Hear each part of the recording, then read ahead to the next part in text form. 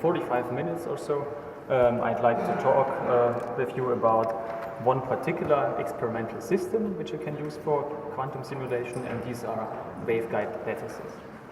I will give you a slow introduction into the idea behind this system. I will briefly elaborate on the experimental technique which is used to fabricate these systems, and which is and the experimental procedure which is performed in order to do the experiments. And then I will discuss two recent examples we have investigated with this method. So let us start with the introduction on this. You are all familiar from your undergraduate quantum mechanics classes with the well-known concept of a quantum well. Yeah?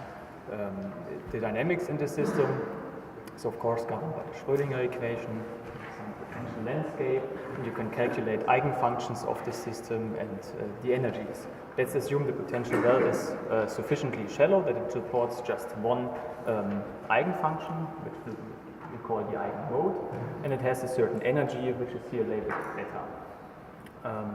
In optics there's a very similar problem, which is the problem of an optical waveguide. An optical waveguide is a localized region with an increased refractive index profile, and light is propagating into the image plane here. If the light has a k vector, which matches the eigenmode of this optical waveguide, we have exactly the same situation as in the quantum mechanical case. The light evolution in this structure is governed by the so-called Parkside-Helmholtz equation, and this equation is fully equivalent to the Schrödinger equation. One only has to identify the time in the Schrödinger equation with this longitudinal spatial coordinate set, the wave function with the electric field envelope, and the potential landscape with the refractive index landscape, and there's a sign change. Okay, I can increase the volume like this too. So this is basically the fundamental idea. Two key advantages of this sort of structure are that time is replaced by a spatial coordinate, and that's great in an experiment because you don't have to keep track of fast temporal dynamics. You can do the entire experiment in space without having to worry about fast processes. And the second advantage is, as long as single particle dynamics is concerned, you just need a coherent electrical wave, and this you can basically generate just with a laser beam. So you just need coherent light for the experiments. What happens now if you have two waveguides close to each other? Then exactly the same happens as you know from the quantum wells. You have basically tunneling between the two waveguides, and this is called evanescent coupling in the language of optics, but it's governed by exactly the same processes. So you have some overlap of these evanescent tails of the waveguide modes, and they lead to some finite integral, and this integral basically gives you the coupling rate between the two waveguides.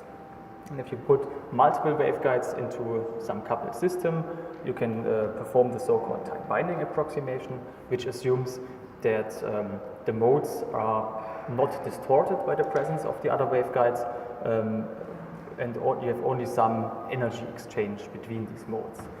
Then you can basically separate the electric field into these mode functions and some discrete amplitudes which describe the occupation of these mode functions during the evolution. Remember that Z here plays the role of the time. And if these conditions are met, you can basically throw these mode functions away and just keep track of these discrete amplitudes, and then the whole system is basically governed by a tight binding equation.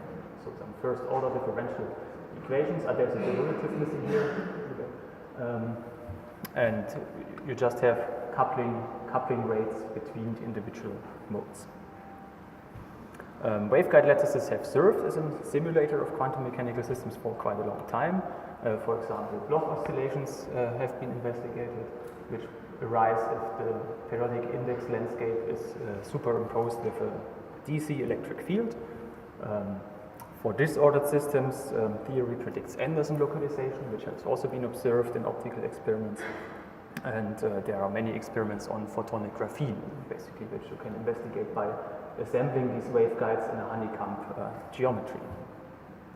So how can these structures be produced in The technology of choice in our case is so-called femtosecond laser waveguide inscription, which employs femtosecond laser pulses, which reach quite substantial peak intensities at the peak of the pulse.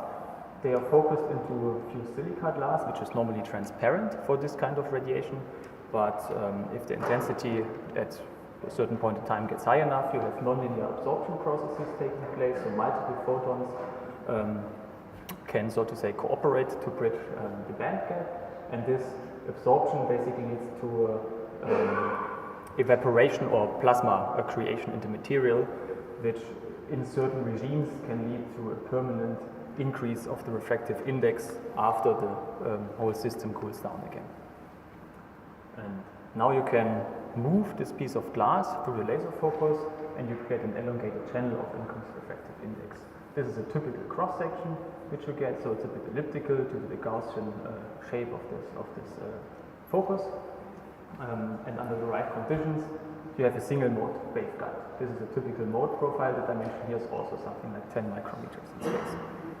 And then you can repeat the process to create lattices of any two-dimensional geometry you like.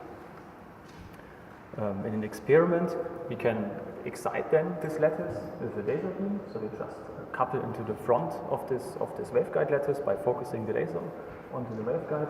You can observe the output pattern here just by imaging the other end of the chip onto a camera, and you can observe the evolution from the top because there's also some fluorescence in these waveguides going on. So this is actually how it looks in the lab. Yeah, you see this is a glass chip which is about 10 centimeters long, and if excited by red laser light, they really give you visible fluorescence, which allows you to map the dynamics of this evolution in the system.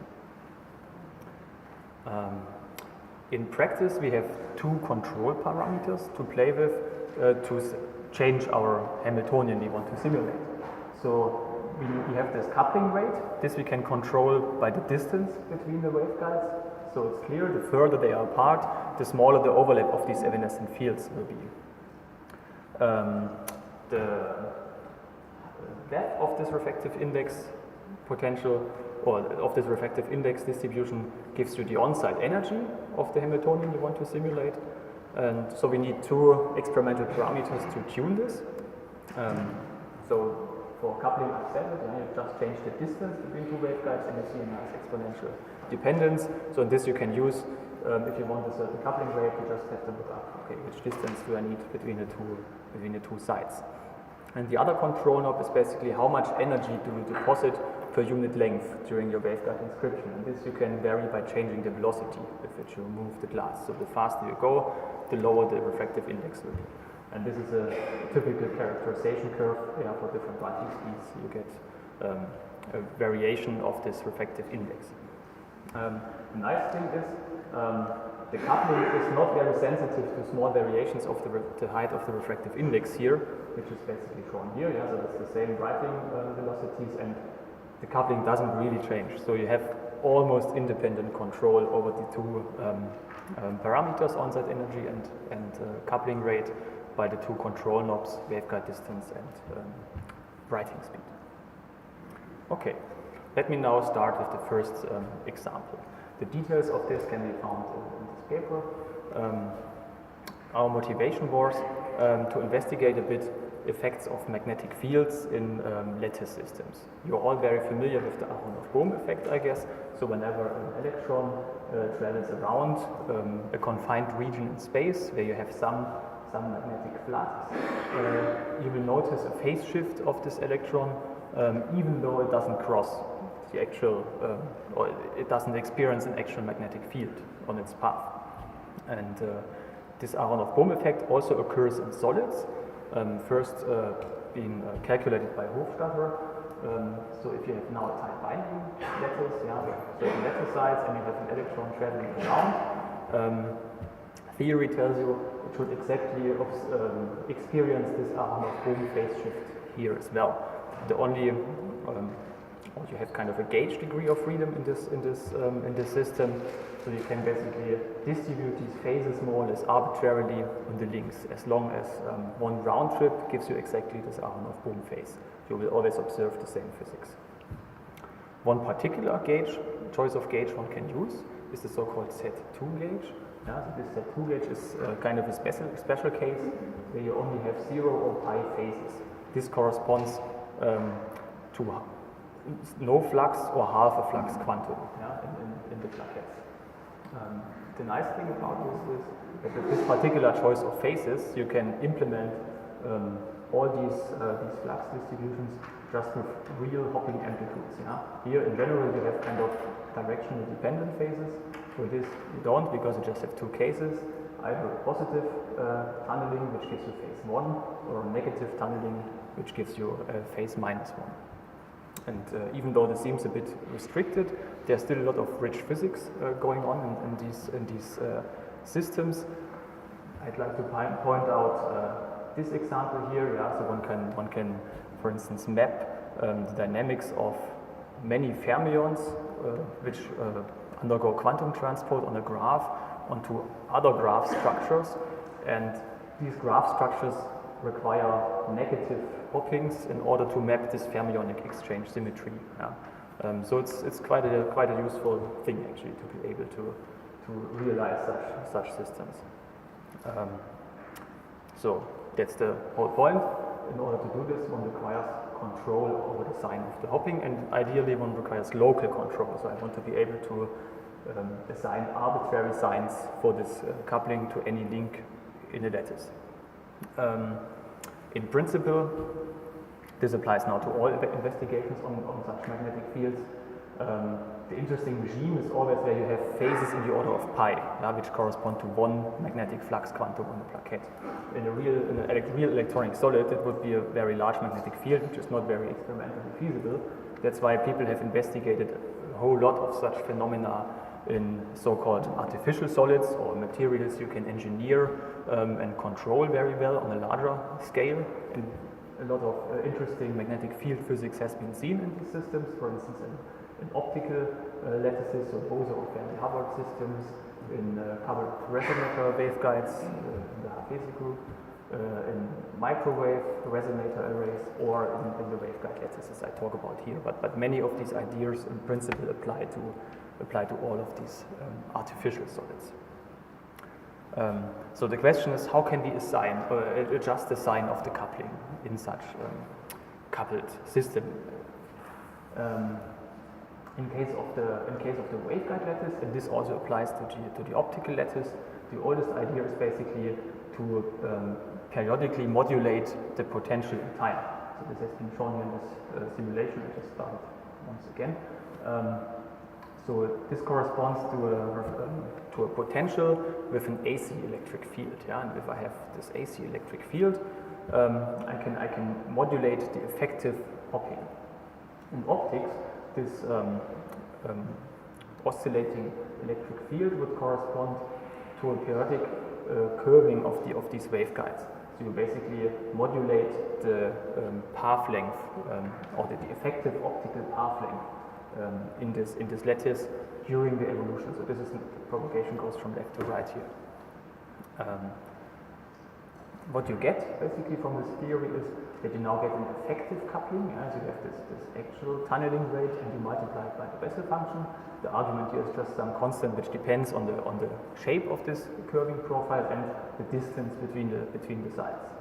And this here is the particular case where you are at a 0 of the Bessel function, so you have some expansion of the wave, and then it refocuses after one period of the modulation, so you effectively get 0 coupling from period to period. But of course, you can also go to distances which bring you to the negative parts of the Bessel function to implement negative coupling, and you can create structures like this where you have an alternating distance such that you have positive coupling alternating with negative coupling. That's all nice and good. The problem is that this approach only works for periodic system, and it always affects the entire system at the same time. So in other words, you have no local control over the individual coupling rates, and that's something we would like to achieve, and which is what I will present you in the next 10 minutes or so. So the idea was to achieve to realize control of the coupling side in a local manner. And with this we have to go back to the drawing board. So in these waveguide lattices, you normally have always a positive coupling, basically. As it just comes out from this coupling integral. So the question is, how can you make it negative? Let's look at the eigenmodes of such a coupler. Yeah? So if you just have two coupled waveguides coupled with rate kappa, you clearly have two eigenmodes. You have a symmetric eigenmode and you have an antisymmetric eigenmode, and the energy splitting between these two is just twice the coupling rate.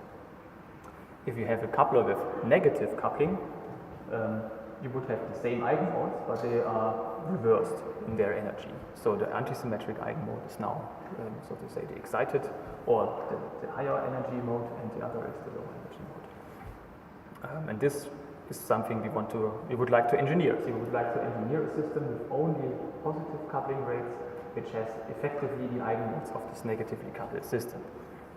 And this can be done in the following way. Let's assume you have now a three-side link, so we insert one additional waveguide in between the two. Now the coupling will be something else because the distance has changed, it will be larger most likely. And additionally we allow the degree of freedom to detune the on-site energies, and we have different detunings for the outer sides and for the inner sides. For this particular system with optical waveguides, it turns out that there's no significant direct coupling between these outer sides. That's why we have zeros here in the Hamiltonian. But this is just a technical aspect. Even though if you had next nearest neighbor tunneling here, you could kind of reconfigure the parameters and would still get a similar solution. So in this case, one finds that for this particular set of parameters, one ends up with this set of three eigenmodes of this three-side system. And now we can compare it to the eigenmodes of this negative coupler, and we see that first of all we have an antisymmetric eigenmode here, which matches perfectly to this antisymmetric eigenmode of the negative coupler, so that's nice. Whereas the symmetric eigenmode matches not perfectly, but is kind of close. We have a little bit of amplitude here in the central side, which you don't have here. So one eigenmode we can match perfectly, the other in an approximate manner. And this approximation can be evaluated by calculating the overlap of these two eigenmodes or the fidelity. And if you plot this over the ratio of these couplings, so kappa 1 was the coupling in the three-side system, whereas kappa is the coupling in the original system, you will see that this increases monotonously with increasing kappa 1, and it goes to 1 basically for large ratios of these couplings. So then you would say, okay, now I want this number to be as big as possible. But the problem is that we required detuning of the central side, which was denoted by delta here, grows quadratically with this, and then you are limited at some point, because if you make the waveguide stronger and stronger and deeper, you quite often get multi-mode waveguide behavior, and then you leave this entire framework. So of course you have to avoid this, so in practice you have to make some trade-offs. The trade-off we did in our experiment was that we ended up here at this point in the plot, so we got fidelities of about 98 to 99%, which means it seems to be a reasonable approximation. So now I will show you the experimental results we obtained with this method. So first of all, we started writing two waveguides, just an ordinary regular coupler with a certain distance, which corresponds to a certain strength of the coupling, and then we inject light here inside number 1 and observe the evolution. So this is really the experimental image which you obtain with this fluorescent technique. Okay, so that's what you get. And now we would like a negative coupler which has the same rate. So we want to have our three-side structure will follow more or less this intensity distribution. This would mean the rate is the same. And that's what we got. So you will notice that it's not so bad. There's here the trend. The effective coupling rate now from side 1 to side 2 is almost the same as the coupling rate we had here. And then there's very little light on the central side, which basically comes from the fact that this detuning parameter here is quite strong. So the central side is so strongly detuned that the light kind of doesn't really go into it, or just small amounts go into it, but it's nevertheless required to give you this effective coupling rate to this side here. What we can't see in these intensity propagation images is of course the phase. So we don't really know is this coupling now positive or negative? It agrees to the simulation, that's all nice and well, but in order to figure out whether the coupling is really negative, we have to do some interference to reconstruct the phase which accumulates during this propagation. And this is done in the next step. Yeah? So now we have this three-side structure, and after half of the evolution, we just stop the central channel. And if we stop it, we just have this initial system again with positive coupling rate. So in the first part, of course, we still get the same evolution, but this time just to half the distance.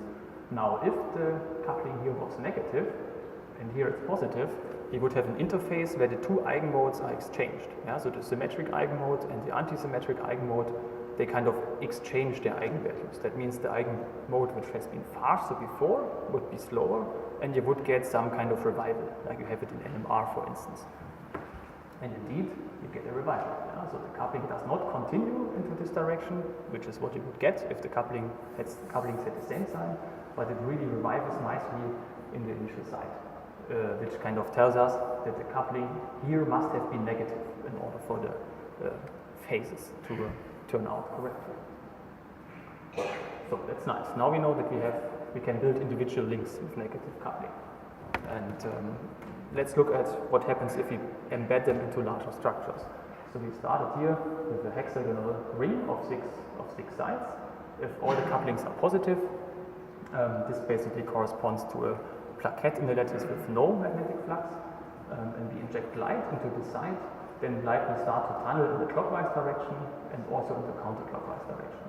And as the coupling is symmetric, there will be no phase difference between these two paths. So we would expect constructive interference here on this side. If you put a negative link in, which now means that we have now here a phase shift, of course, with respect to all the other links, because the coupling is negative, and this phase shift indeed leads to a relative phase of pi in this upper arm compared, or in this clockwise path compared to this counterclockwise path. And due to this phase shift, you would expect destructive interference here on this side. So let's see, or in some sense, this would be kind of the minimal version of an Aharonov-Bohm interferometer in photonics. It has only two settings, yeah, it can only produce a phase of 0 and the phase of pi, but these two extreme cases you can study in the system. And in the experiment, we indeed get the constructive interference for this regular hexagon, yeah, which is what you would expect. So the light has been injected here, it starts to tunnel around, and then at the output of the system we see this intensity pattern, and we see there's some significant power in this opposite waveguide. If this link now is replaced by a negative, we see that there's now almost nothing left in this other side, which means that the interference conditions have changed from constructive to destructive, which means that we really now have this pi phase here in the clockwise path around this plaquette. So we can really put these negative coupling links into larger structures. This brings me to the conclusion of the first part. Yeah, so I've introduced to you a method with which you can replace coupling rates between sides in a tight binding lattice, or you can control the sign of these coupling rates between in tight binding lattices by engineering the eigenmodes of the system. Yeah, so even though if you have just access to positive coupling rates, because that's what your underlying physical process is giving you, you can turn them negative by putting additional sides in and playing around with the on-site potentials. And in principle, this is applicable to any system where you can put individual sides in. Yeah. And this you can apply to implement these Z2 gauges. We've shown this in this kind of minimal configuration with one hexagon, where you really see this pi flux. Of course, in the future, it would be interesting to go to extended systems. So there are ideas how you could simulate impurities of the magnetic field flux. So if you have a large extended system with many positive couplings, that would mean basically having no magnetic field, and then you put in one negative link here. That means you have kind of two plaquettes in this lattice where you have half a flux quantum per plaquette, or a pi phase shift. And this would give you some very interesting properties like fractional Landau levels and such things. A bit more advanced, there's a lot of work ongoing on so-called topological insulators. Yeah, one nice example is from the HFC group also, where you have coupled ring resonators, and by some smart engineering you can make the material such that you have states which just travel around the edge, yeah, one direction of the edge. And this basically is a good system to simulate or to study topological insulators. And there they also have control of local phases by putting little heaters into the structure. So with this they basically can simulate systems which have some homogeneous magnetic field going through them and local impurities or local gauge fields. The same you can do in waveguide systems. There you simulate this magnetic field by breaking time reversal symmetry, so you kind of spiral the waveguides, and then you get, if you get the parameters right, also an edge state which travels around the system. And now you could also start to put negative coupling links in to have flux impurities in this system and so on. So quite a few interesting experiments should be possible with this method. Okay. Now in the remaining time, how much time do I have left roughly? 10 minutes. 10 minutes, okay, that's fine, I manage. In the remaining time, I would like to change gears and talk about a different topic, which is about the optical simulation of the Majorana equation. As you all know, in principle, a quantum simulator tries to figure out the evolution from some initial state through some final state in a system which you can't directly access in an experiment. But hopefully you have some other system available which will be your simulator. You encode your initial state in this system which is to be simulated into some initial configuration, let your evolution go on, and then decode from this end configuration back to your final state. Kind of the strongest reason why a system is inaccessible would be that it's just unphysical, because that just can't exist. So why not try to do a quantum simulation of a physical system of something which is actually unphysical? And an example for an unphysical system is given by the Majorana equation. The Majorana equation is in some sense an extension of the Dirac equation, so it describes relativistic particles. What's different to the Dirac equation is this little C here, yeah? So there's a charge conjugation going on, which basically means that during the evolution of this hypothetical Majorana particle, charge is converted continuously. Of course, this is physical for neutral particles, so you can just require that your particles are neutral, and then you have the Majorana fermions, which we heard about in the talk this morning, with all these interesting braiding properties and so on and so forth. But in principle, one could also assume, so what happens if the particles are charged? And to distinguish this from the Majorana fermions, we call them Majoranons. They are in some sense, one can imagine that they are interesting because charge, the conservation of charge is an important principle, of course, but there are theories which are beyond the standard model which predict the possibility to violate the charge conservation. So simulating such systems could be helpful to look at these theories from another angle. And also, simulation always or often provides unexpected benefits. For instance, it has been shown that simulating the Majorana equation allows, or the protocols which can be used for this allow to define new measures of entanglement. So it should be a worthwhile endeavor. And there were kind of two experiments going on at the same time, one in thread ions and our experiment in a waveguide lattice, and this is what I will present in the remaining time. So the fundamental idea was to decompose these Majorana spinors, which have this unphysical evolution due to this charge conjugation, into Dirac particles. And with this particular decomposition here, one can decompose this Majorana spinor into two spinors, so which are still vectors with two spinor components, but are charge neutral. And they obey two Dirac equations, but with opposite mass signs. So one of the particles is supposed to have a positive mass and the other is supposed to have a negative mass. I should mention that this is the one-dimensional Dirac equation, so we just have one dimension in space in this system we considered. Simulating Dirac equations is kind of well known in the community. Yeah? I don't have time to go into the details, but just believe me, this is kind of an established procedure. One basically maps this two-component Dirac spinor onto a binary lattice with alternating refractive indices, and the height or the strength of this refractive index modulation basically is proportional to the mass. Just to give you the intuition behind this, the band structure of this dimer lattice, which is the blue curve here, approximates in certain region of the Fourier space the dispersion relation of the Dirac particles, which are just parabolas, of course. So that's why you can approximate this Dirac evolution by extended wave packets in such lattices.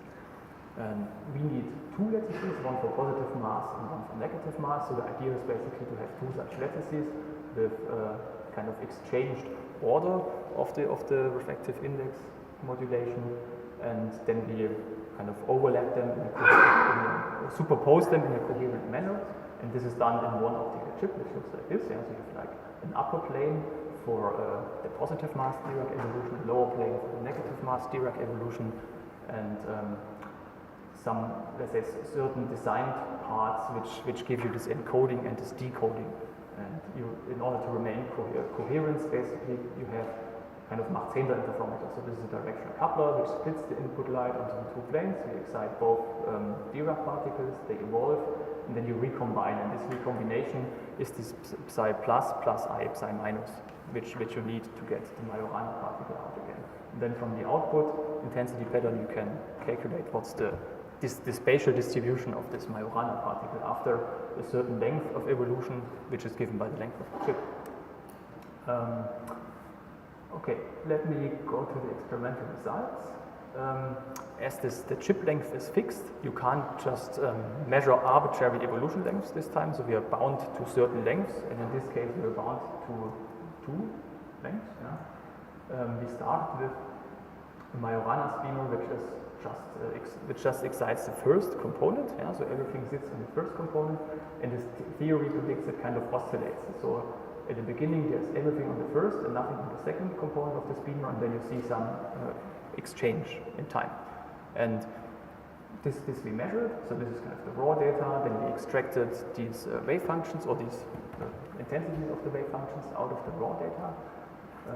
Maybe I skipped the details, but the interesting part comes now. What you can calculate from the experimental data is the so-called pseudo energy. This measures the difference in occupation between the two components of this Majorana wave function, and one can basically show that due to this conversion of charge, you have some oscillation between these components. You wouldn't have this for a Dirac particle, but you have this for this unphysical Majorana particle, and theory would predict you such an oscillation. Unfortunately, for the two lengths we had in our experiment, we ended up both at, so to say, positive values, but you can still see that they are significantly lower than the Dirac evolution you would have if you had just a Dirac equation instead of a Majorana equation. And this difference is even more pronounced if you increase the mass. So we had a second experiment with a larger mass, and there you could see that this oscillation goes kind of deep into the negative. So you really end up with a negative pseudo energy, which basically means that here the occupation of the second spinor is very strong, even though we started only in the first spinor. And this, this oscillation is, so to say, a clear trace of this unphysical evolution of the Majorana particle. So let me wrap up this second part, albeit probably a bit brief. Should show you that you can simulate unphysical phenomena also in physical waveguide chips. The idea behind it was to map this unphysical evolution of the Majorana equation onto two Dirac equations with opposite mass. This has been done in this optical chip settings with encoding and decoding all integrated on the same waveguide chip, and it shows this unphysical oscillation and charge conjugation. Okay, with this I'm finished. Let me just acknowledge all the collaborators which took part in this project. So they are my colleagues from Innsbruck, the group of Alex Zamait, who will be here on Wednesday and Thursday. We'll give a lecture where you will learn a lot more about these integrated waveguides. In the Majorana project, we have a collaboration with Dimitris Angelakis, our host in this group. For the negative coupling project, we collaborate with Henning Schomeros from University of Lancaster. And then there's also Christoph Little, my colleague from Innsbruck, who's here, who will talk or who will present a poster on many particle interference phenomena, which can also be studied in such coupled systems. Okay, with this I'm finished and would like to thank you for your attention.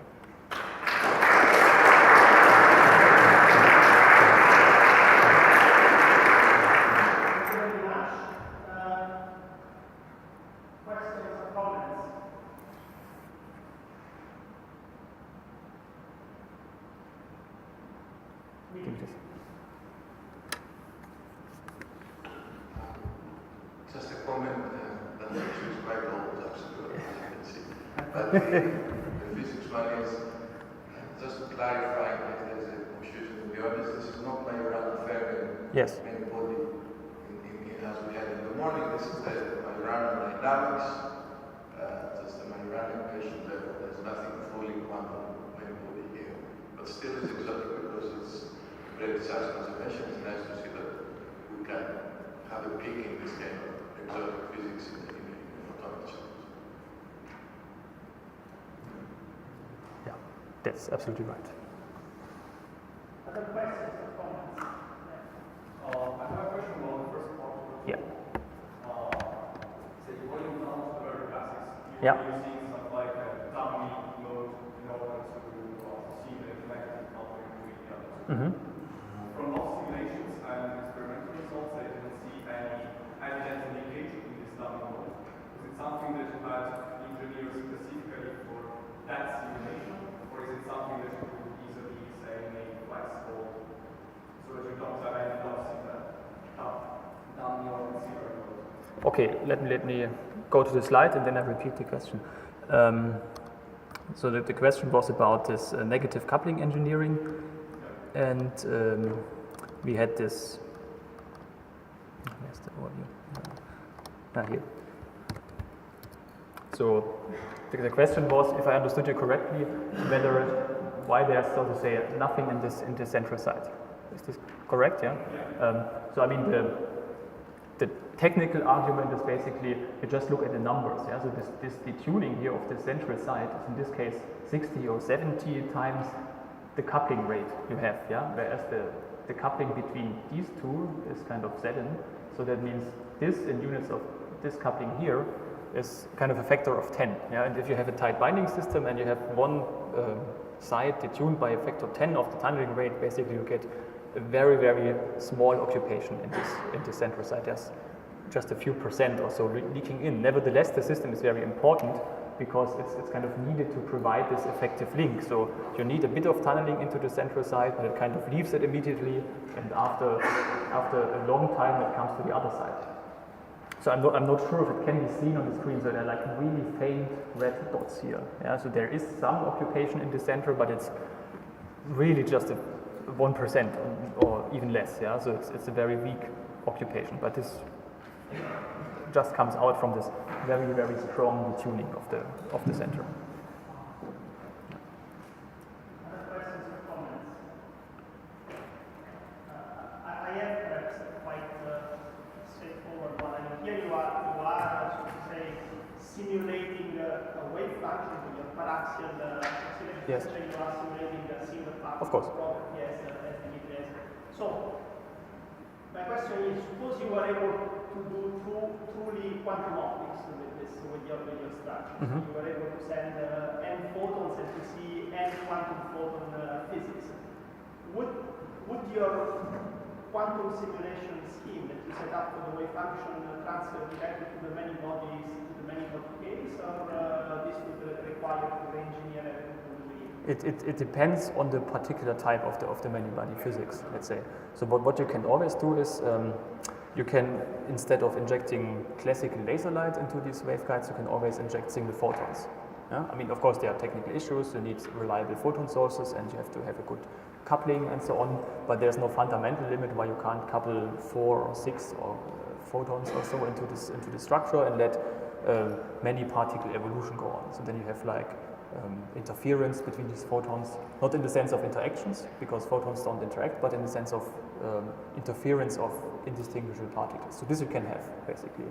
If you want to put interactions into the system, it's a bit more complicated because photons don't interact, but still there are certain ways to do it. So by clever engineering, you can kind of trade dimensions for interactions. So you can simulate two interacting particles on one dimension and two dimensions, or you can simulate so in the case of Bose-Hubbard Hamiltonians, for instance, or you can simulate n interacting particles in two sides by a chain of n sides with one particle. So there are always certain tricks you can do, but you can't do it arbitrarily. So you have to have some clever engineering to get the interaction into this, but this is kind of always hard in any photonic system, right? But in principle, there's no fundamental obstacle to put single photons into this many particle interference type of physics. Yeah.